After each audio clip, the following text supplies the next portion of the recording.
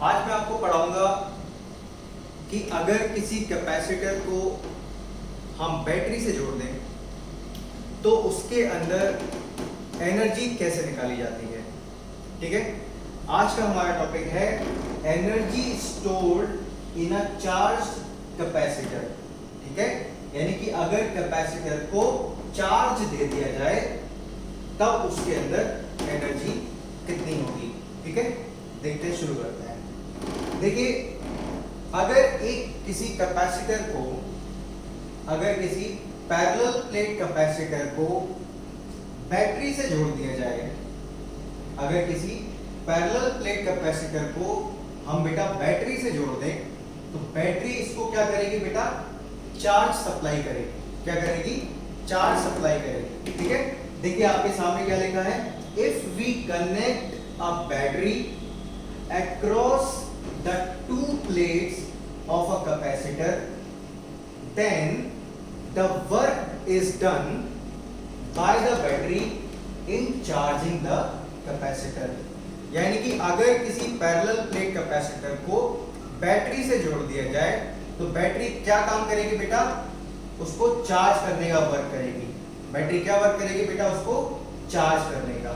ठीक है, तो this work done is stored in the form of electric energy.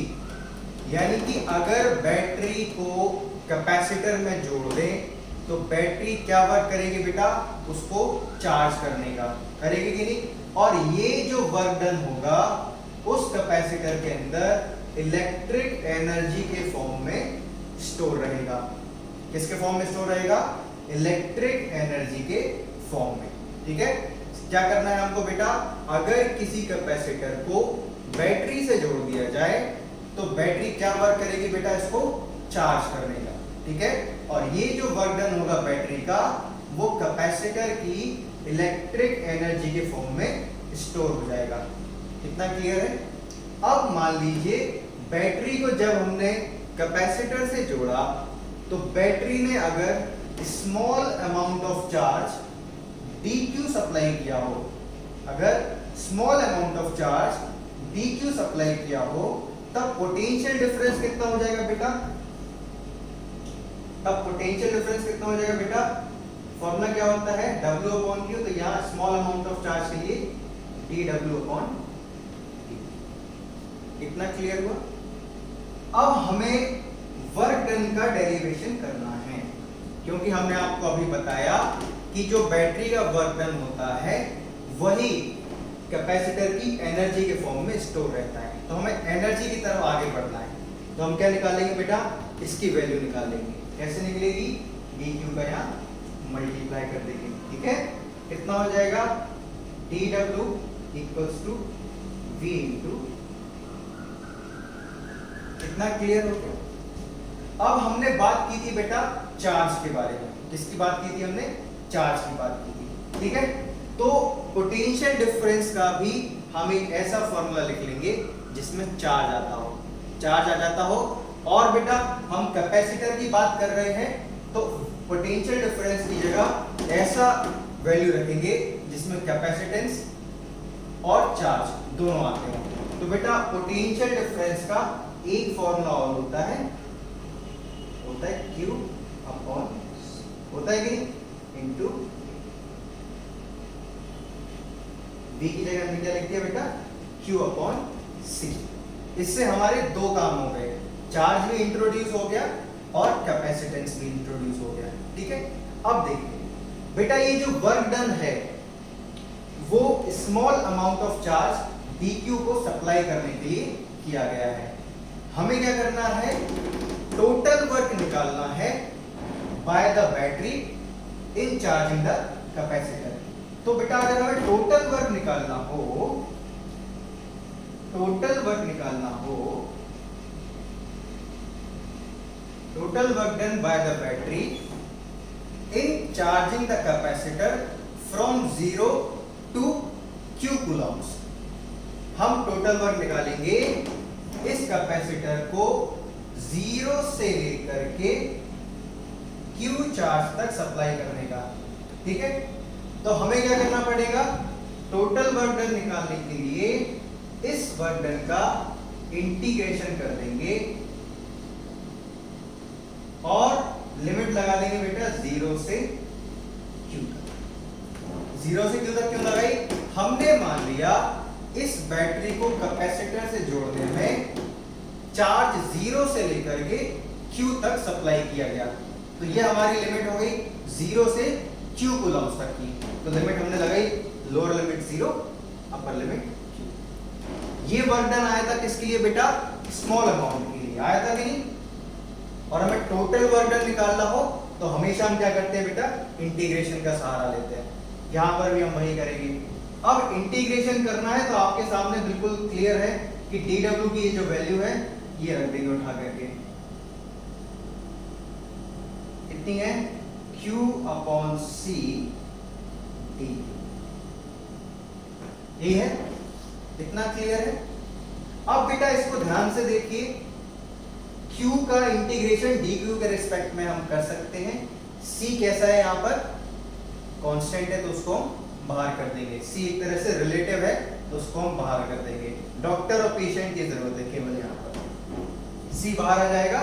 अब ये कुछ इस तरह हो जाएगा, c बेटा अपॉन के नीचे है तो बाहर आके 1/c हो जाएगा। ठीक है, integration of 0 to q, limit लगा दी और अंदर क्या बचेगा? q into। इतना क्लियर हुआ? अब इंटीग्रेशन किसका करना है? q का। किसके रिस्पेक्ट में बेटा? q के रिस्पेक्ट में। ठीक है, क्या सिखाया है आपको? इंटीग्रेशन कैसे करना है? q की पावर 1 है ना? इंटीग्रेट करेंगे तो पावर में क्या हो जाएगा बेटा? 1 प्लस हो जाएगा, पावर हो जाएगी 2 और नीचे 2 से ही हमें डिवाइड देना पड़ेगा। लिमिट थी 0 से q तो हम यहां पर 0 से q लिख देंगे। इतना क्लियर हुआ? फिर से समझ लीजिए बेटा, इसकी वैल्यू रखी q/c dq। ठीक है, c रिलेटिव है तो उसको बाहर कर दिया, कांस्टेंट है बाहर आ गया 1/c। क्या बचा? q बचा कि नहीं? dq। अब q की पावर कितनी थी बेटा? 1।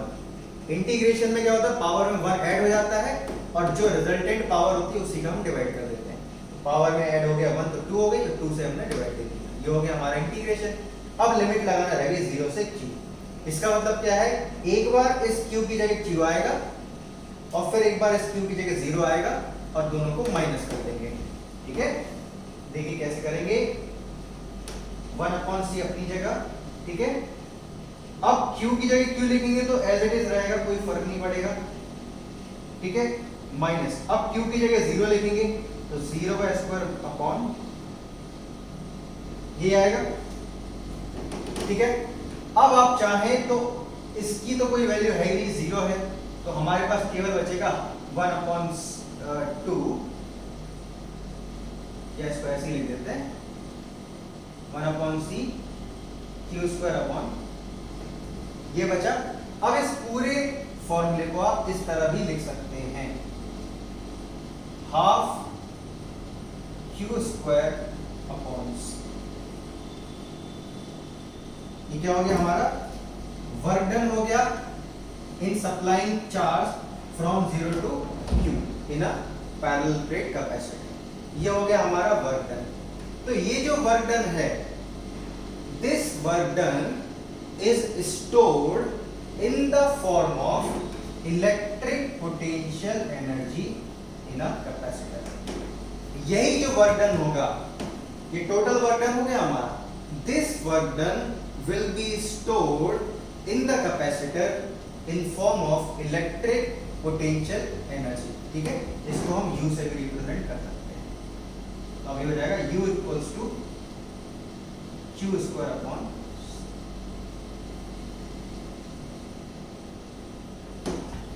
ठीक है, इसको हम और क्लैरिफाई करके दूसरा फॉर्मूला भी बना सकते हैं अगर आप चाहें। एक फॉर्मूला तो ये कंप्लीट हो गया। अगर आप चाहें तो Q की जगह C इंटू वी भी लिख सकते हैं। अगर Q की जगह CV पुट कर दें तो यहां पर क्या हो जाएगा? U इक्वल्स टू ½ Q का स्क्वायर था, अब बेटा CV का स्क्वायर हो जाएगा, तो C² V² अपॉन C। सी से सी कट जाएगा, एक और फॉर्मूला हो जाएगा हमारा U equals to half CV square, हो जाएगा कि नहीं? तो ये दूसरा फॉर्मूला हो गया electric potential energy stored in a charge capacitor का। एक हम और बना सकते हैं, अगर हम C का फॉर्मूला लगा देते हैं, अगर C की जगह हम इसमें C की जगह अगर Q अपॉन V पुट कर देते तब क्या हो जाता है, ये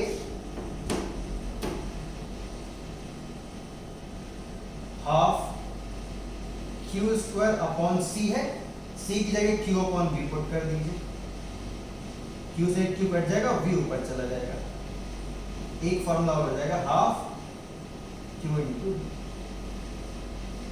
तो कुल मिला के electric potential energy stored in a charge capacitor के तीन फॉर्मूले हम बना सकते हैं।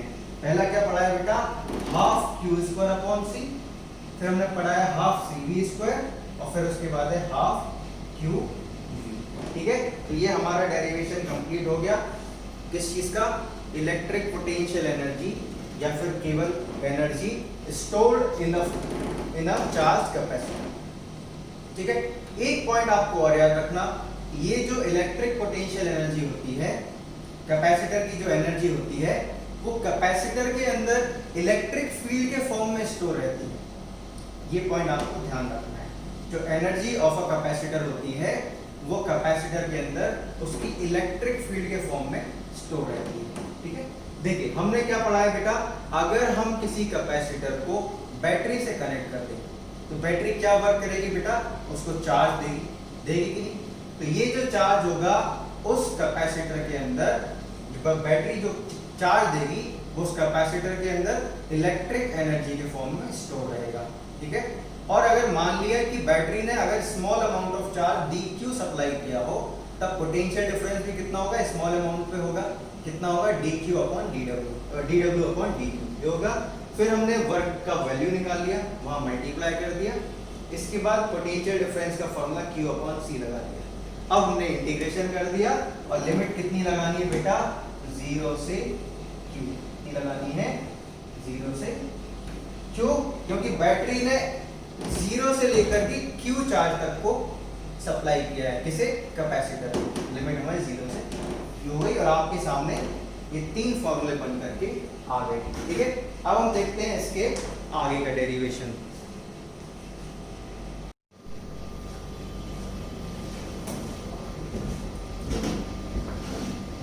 अब मैं आपको पढ़ाता हूं किसी भी पैरेलल प्लेट कैपेसिटर की एनर्जी डेंसिटी कैसे निकालते हैं और एनर्जी डेंसिटी होता क्या है। ठीक है, ये मैं आपको इस लेक्चर में समझाऊंगा। देखिए, energy density of a parallel plate capacitor के लिए पहले मैं आपको समझाता हूं कि एनर्जी डेंसिटी होती क्या है, उसके बाद मैं इसका फॉर्मूला निकालना सिखाऊंगा।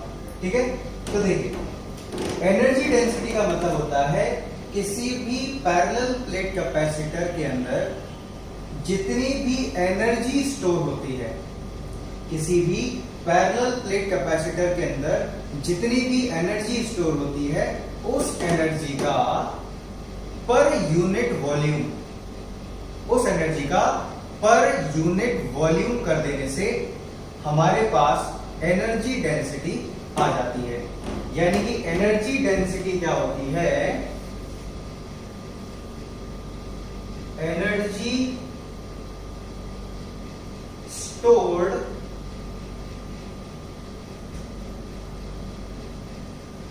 in a parallel plate capacitor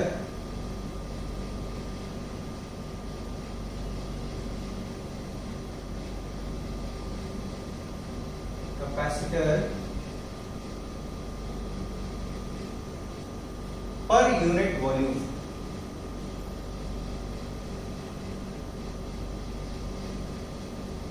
is called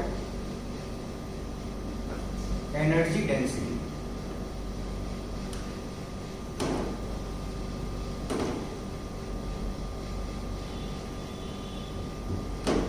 ठीक है, यानी कि अगर इस पैरेलल प्लेट कैपेसिटर के अंदर जितना भी एनर्जी स्टोर हो, उस एनर्जी का वॉल्यूम से डिवाइड दे दिया जाए, तो हमारे पास क्या आ जाएगा, energy density.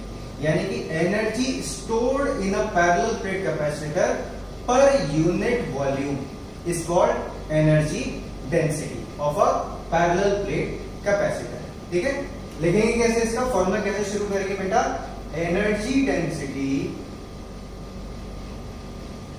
Equals to energy stored between plates divided by volume।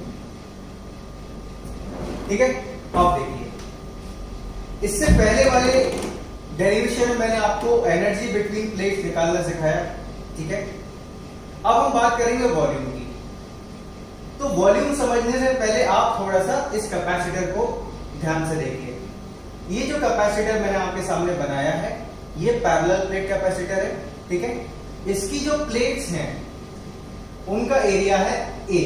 कितना है बेटा, ए। और इन प्लेट्स के बीच में जो गैप है, जो डिस्टेंस है, वो कितना है बेटा, डी। कितना है, डी। तो जब हम वॉल्यूम की बात करेंगे तो हमें एरिया इंटू डिस्टेंस का फॉर्मूला लगाना पड़ेगा। यानी कि वॉल्यूम की जगह हम क्या लिखेंगे बेटा, ए इंटू डी। कितना क्लियर हुआ?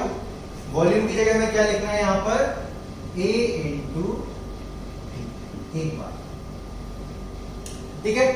फिर आएगी बात एनर्जी बिटवीन प्लेट्स की। ठीक है, तो अभी मैंने आपको प्रूफ करके बताया कि एनर्जी बिटवीन प्लेट्स के लिए आप ये फॉर्मूला आराम से लगा सकते हैं, हाफ क्यू स्क्वायर अपॉन सी। लगा सकते हैं कि नहीं, कोई दिक्कत तो नहीं है इसमें। अपॉन में क्या आएगा बेटा, ये वॉल्यूम। ठीक है, वॉल्यूम कितना है, ए इंटू एक बार। ठीक है, अब आगे देखते हैं। देखो बेटा, वॉल्यूम की वैल्यू लिख दी ए इंटू डी। ठीक है, एनर्जी का फॉर्मूला लगा दिया, हाफ क्यू स्क्वायर अपॉन सी। अब यहां पर देखिए जरा, ये जो कैपेसिटर है वो पैरेलल प्लेट कैपेसिटर है। ठीक है, तो इस पैरेलल प्लेट कैपेसिटर के केस में हमेशा हम सरफेस चार्ज डेंसिटी का फॉर्मूला लगाते हैं, सरफेस चार्ज डेंसिटी का यूज करते हैं। क्यों करते हैं? क्योंकि इसके अंदर जो चार्ज होता है वो इन प्लेट्स की सरफेस पर स्टोर होता है। तो बेटा सरफेस चार्ज डेंसिटी का फॉर्मूला क्या लगेगा, Q अपॉन ए। तो यहां से हम चार्ज की वैल्यू निकाल सकते हैं, क्या हो जाएगी, सिग्मा ए। कितनी हो जाएगी, सिग्मा इंटू ए। अब आगे देखिए, ये जो सिग्मा है इसकी जगह हम ये फॉर्मूला भी यूज कर सकते हैं, एप्सिलॉन नॉट E। कहां से आया ये, आपको पीछे पढ़ाया गया होगा, ये वाला formula, sigma upon epsilon not. ये इसका यूज करके हम सिग्मा की वैल्यू निकाल लेंगे, यहां पुट कर देंगे। तो चार्ज की वैल्यू कितनी हो गई, एप्सिलॉन नॉट E और ए हो गई कि नहीं। तो इसकी वैल्यू उठा करके यहां पुट कर देंगे, और यहां क्या है बेटा, Q का स्क्वायर, तो हम स्क्वायर भी कर देंगे। अब इसके आगे लिख सकते हैं, इनको आपस में मल्टीप्लाई कर लीजिए क्योंकि दोनों अपॉन के नीचे हैं। तो इनको जिस तरह हो जाएगा आपके पास, Q square upon 2C A into, कितना हो गया। अब C का भी फॉर्मूला लगा दीजिए, कैपेसिटेंस का फॉर्मूला ये वाला हम लगा सकते हैं, पुट कर देंगे तो कुछ इस तरह हो जाएगा। और Q की जगह ये वाली वैल्यू रखनी पड़ेगी, epsilon not square E square A square. Q की वैल्यू उठा करके यहां रख दी, स्क्वायर करना था, तीनों का स्क्वायर कर दिया हमने। ठीक है, अपॉन 2 इंटू C की जगह क्या आएगा बेटा, epsilon not A upon D। ठीक है, इंटू A इंटू D। ठीक है, D से D कट जाएगा। ठीक है, अब ये A इंटू A होंगे A स्क्वायर, तो ऊपर वाले A स्क्वायर से कट जाएंगे। ठीक है, एक बार एप्सिलॉन नॉट, एक बार एप्सिलॉन नॉट से कट जाएगा। केवल हमारे पास बचेगा एनर्जी डेंसिटी इक्वल्स टू, ऊपर से 1 नीचे से 2, एप्सिलॉन नॉट एक बार A square, 1/2 epsilon not E square, ये हमारा एनर्जी डेंसिटी का फॉर्मूला हो जाएगा। इन केस अगर इसके बीच में डाइलेक्ट्रिक स्लैब रख दी जाए तब ये फॉर्मूला इस तरह से हो जाता है, अगर कोई और मीडियम हो के टाइम्स हो जाता है।